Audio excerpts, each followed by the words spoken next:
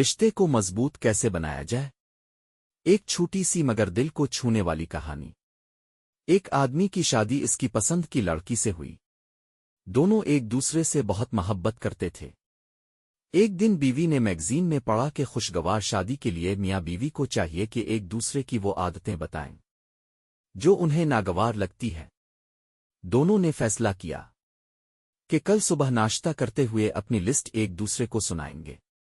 اگلی صبح شوہر نے اپنی لسٹ کھولی اور پڑھنا شروع کیا۔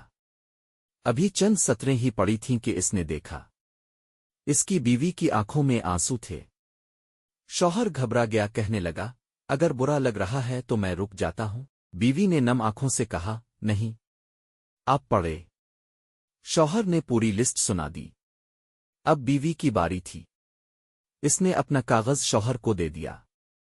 شوہر نے دیکھا تو کاغذ بالکل خالی تھا۔ اس کی اپنی آنکھوں سے بھی آنسو بہہ نکلے۔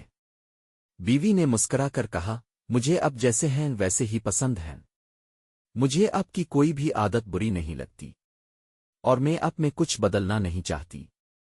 شوہر پشیمان ہو گیا۔ اس نے فوراً بیوی سے معافی مانگی اور یوں ان دونوں کا رشتہ پہلے سے بھی زیادہ مضبوط ہو گیا۔ یاد رکھیں، رشتہ تب خوبصورت بنتا ہے جب ہم دوسروں کی خوبیوں کو دیکھیں، نہ کہ عیب تلاش کریں۔